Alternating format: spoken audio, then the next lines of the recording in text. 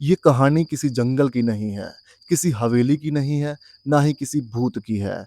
ये कहानी इंटरनेट से जुड़ी एक सच्चाई की कहानी है और हॉनेस्टली इसी वजह से ज़्यादा डरावनी भी है। क्योंकि इंटरनेट हम सबके रूम में है, सबके फ़ोन में है, सबके हाथ में है। केस स्टार्ट हुआ 2019 में। एक लड़का था लेकिन उसका नाम ऑफ़िशियली पब्लिक नहीं हुआ। पर उस लड़के को इन्वेस्टिगेशन ऑफिसर्स ने खुद एक पहचान दी और उसका नाम आर रख दिया। इस दुनिया में जो भी इस लड़के की कहानी को जानता है, वो सिर्फ उसे आर के नाम से पहचानता है। पुलिस ने आर की सारी डिटेल्स गोपनीय रखी। आर की उम्र लगभग 22 वर्ष के आसपास थी।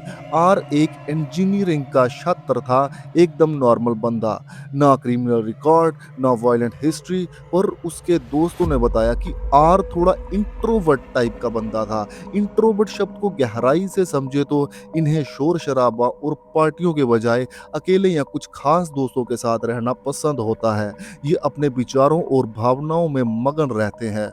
दोस्त कहते हैं आर इंट्रोवर्ट तो था पर फनी था। और हॉनेस्टली ऐसे लोग सबसे खतरनाक अकेलेपन का शिकार हो जाते हैं बिना किसी को कोई फुसफुसाहट दिए। आर को लेट नाइट इंटरनेट बहुत पसंद था। उसका ज़्यादातर समय इन चीज़ों पर बीत जाता था, जैसे कि Reddit forum, Discord groups, dark web, creepy links. वो उन लोगों में था जो रात 3 बजे तक भी ये सब अपने दोस्तों को शेयर करते हैं और उस फाइल को खोलने के लिए बोलते हैं। पहले सब नॉर्मल चल रहा था, फिर आर का बिहेवियर स्लोली चेंज होने लगा। आर ने कॉलेज जाना भी कम कर दिया।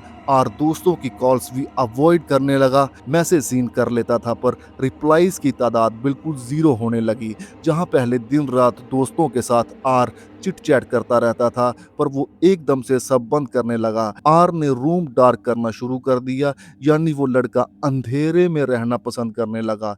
कर्टन्स क्लोज और लैपटॉप हमेशा ऑन। उसका रूममेट बाद में पुलिस को बताता है कि आर किसी के साथ बात करता था, पर कमरे में कोई भी नहीं होता था। अब हॉनेस्टली ये सुनकर नॉर्मल बंदा बोलेगा डिस्कॉर्ड कॉल होगी या फिर वो अपने रूममेट से चोरी छिपे किसी से बात करता होगा। लेकिन प्रॉब्लम तब स्टार्ट हुई जब उसने कैमरास को छुपाना स्टार्ट कर दिया। Phone camera, laptop camera, even की टीवी कैमरा। उसका रूममेट दोस्त उसका मजाक उड़ाता था। रूममेट बोलता था सीआईए तुझे वॉच कर रही है क्या? लेकिन आर सीरियस हो जाता था। उसके रूममेट दोस्त को लगता था कि आर ज्यादा तेज बन रहा है या कुछ छुपा रहा है उससे। लेकिन फिर एक इंसिडेंट हुआ। एक रात अराउंड 1:43 को आर सडनली हॉस्टल के कॉरिडोर में भाग गया। पर थोड़ी देर बाद वो वापिस आ जाता है, पूरा पैनिक, सांस फूली हुई, फेस पेल हो चुका। और रूममेट दोस्त को सिर्फ एक लाइन बोलता है, उसने रिप्लाई किया। अब रात के 2 बजे कोई बंदा ऐसे बोले। उसके रूममेट दोस्त ने बोला किसका रिप्लाई? लेकिन आर चुप होकर कमरे में चला गया। अब फिर से रूम लॉक कर दिया, लाइट्स ऑफ कर दी और नेक्स्ट डे जैसे कुछ नहीं हुआ वैसा वो फील करवाने लग गया। पुलिस इन्वेस्टिगेशन में खबर पता चली कि आर ने उस इंसिडेंट के कुछ दिनों बाद ऑनलाइन एक एनोनिमस फॉर्म ज्वाइन किया। ये फॉर्म पब्लिक नहीं था, इनवाइट ओनली टाइप का लिंक था, जहां लोग surveillance theories, hidden web pages, stranger broadcast वगैरह डिस्कस करते हैं। पुलिस इन्वेस्टिगेशन में बाद में ये डिटेल मिली कि फॉर्म में एक यूजर था और उसका नाम watcher_09। और सबसे बड़ी बात, आर उस यूजर नेम से जुड़ा था। हर जगह उसी का मेंशन, नोट्स में, सर्च हिस्ट्री में, इवन नोटबुक में। एक पेज पर सिर्फ ये लिखा था he knows I opened it.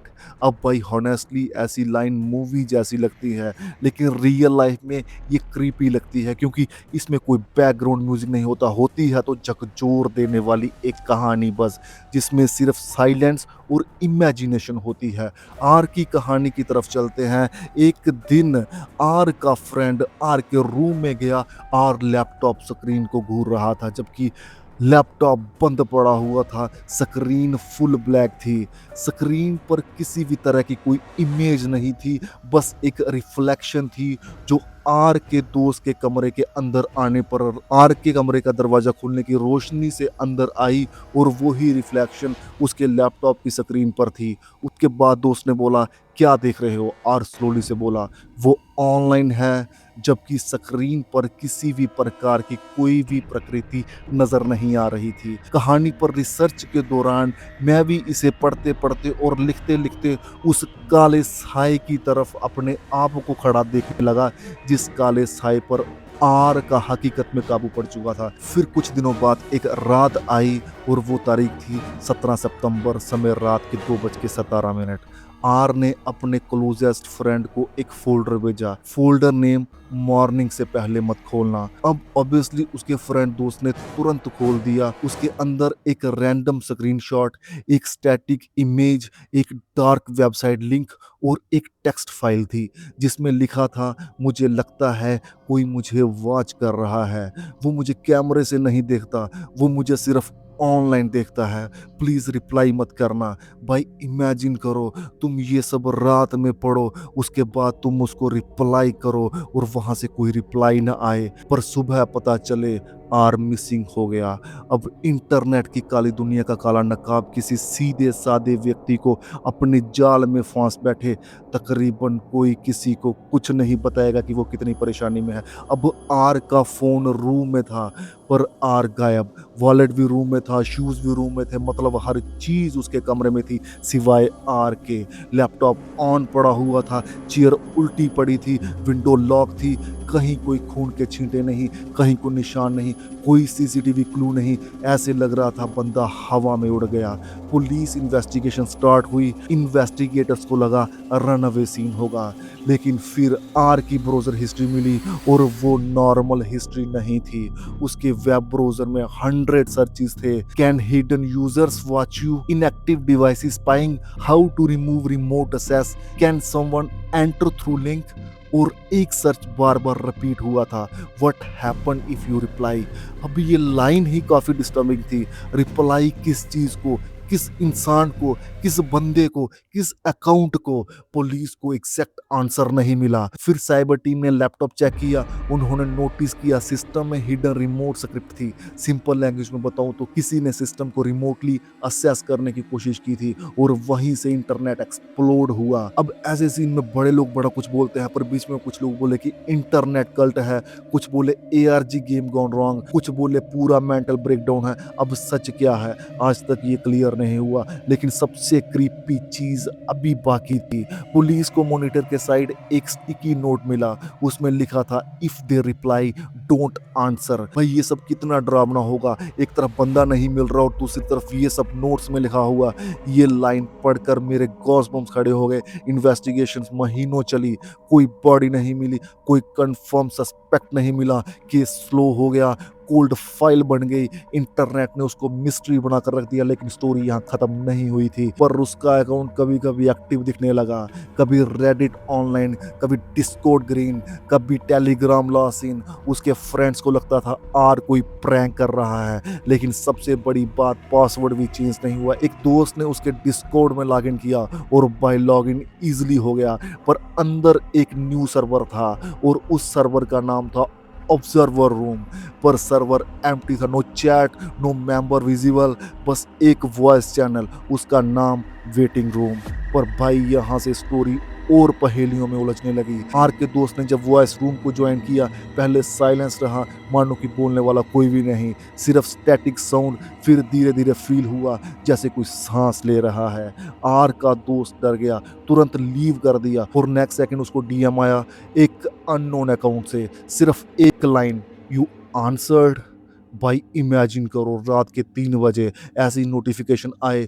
मैं झूठ नहीं बोलता, अगर मैं इसकी जगह पर होता भाई मैं फोन स्विच ऑफ कर देता। उसके बाद आर के फ्रेंड ने उसका लैपटॉप फिर से चेक किया और उसके रिसाइकल बिन में एक वीडियो दिखी और वो वीडियो करप्ट थी, मानो कि डैमेज हो चुकी हो, लेकिन प्ले करने पर वो वीडियो 11 सेकंड तक प्ले हो गई। वीडियो में एकदम डार्क रूम था, उसमें दिखा सिर्फ एक लैपटॉप का कैमरा एंगल और एक फोकस कॉर्नर पर। और उसमें उस वीडियो में एक उनको शैडो जैसी चीज दिखाई दी और एक स्टैटिक साउंड सुनाई दी, जो कि सिर्फ एंड में आई और वो साउंड बहुत ज्यादा लो में थी, मानो कि ऐसे बिल्कुल लो पिच में। और वो साउंड थी, उस साउंड में सुनाई दिया उनको, डोंट लुक बैक। और इसके आगे भाई वीडियो नहीं चली। सच में यहाँ से इंटरनेट थ्योरीज और डेंजरस हो गई। कुछ लोग बोलने लगे डीप फेक है, कुछ बोलने लगे एडिट प्रैंक है, लेकिन एक थ्योरी सबसे ज्यादा वायरल हुई कि आर ने किसी हिडन लाइव स्ट्रीम को ज्वाइन किया था और उसके बाद वो टारगेट हो गया। अब इस थ्योरी को डीपली कोई भी नहीं जानता, लेकिन इंटरनेट पर ऐसे रूम्स एग्जिस्ट करते हैं जहां रैंडम यूजर्स एनोनिमस स्ट्रीम्स और साइकोलॉजिकल गेम्स खेलना चाहते हैं। दोस्तों, इंटरनेट का सबसे स्कैरी पार्ट गोस्ट नहीं होता, रियल ह्यूमन होता है। क्योंकि गोस्ट का कोई मोटिव नहीं होता, मोटिव होता है इंसान का। इन्वेस्टिगेशन के ऑलमोस्ट 1 साल के बाद केस प्रैक्टिकली डेड पड़ चुका था। पुलिस ने ऑफिशियली कुछ प्रूव नहीं किया, फैमिली बिल्कुल साइलेंस हो चुकी थी, फ्रेंड हद से कम ऑनलाइन आ रहे थे, पर फिर भी 1 साल बाद सब नॉर्मल दिख रहा था। फिर एक दिन आर की ओल्ड ईमेल से ऑटो रिप्लाई आया उसके दोस्त के मेल पर। डेट थी आर के गुम होने के 1 साल के बाद की। सब्जेक्ट था मेल का, यू ओपन इट, और मेल बॉडी में सिर्फ एक इमेज, और एक इमेज का ब्लैक बैकग्राउंड, और सेंटर में एक वेबकैम फोटो। भाई वो फोटो आर के रूम का था, लेकिन प्रॉब्लम ये थी कि वो फोटो आर के कमरे की रिसेंट फोटो लग रही थी। चेयर डिफरेंट थी, कर्टन्स डिफरेंट थे, और रूम ऑफिशियली मंथ पहले सील हो चुका था। लेकिन बाद में किसी ने उस रूम को यूज नहीं करा, लेकिन वो फोटो बिल्कुल रिसेंट फोटो थी जो उसके दोस्त की मेल पर आई। तो पुलिस के लिए ये सबसे बड़ी पहेली बन गई कि आखिर उस इमेज को कैसे कोई उसके मेल पर ट्रांसफर कर सकता है, जबकि उसका रूम पूरा टोटली सील है। एटलीस्ट ऑफिशियली इसी पॉइंट पर मुझे लगा इंटरनेट हॉरर इसीलिए स्कैरी होता है क्योंकि उसमें प्रूफ और इमेजिनेशन मिक्स हो जाती है, और इंसान का दिमाग खुद को सबसे डेंजरस मॉन्स्टर बना देता है।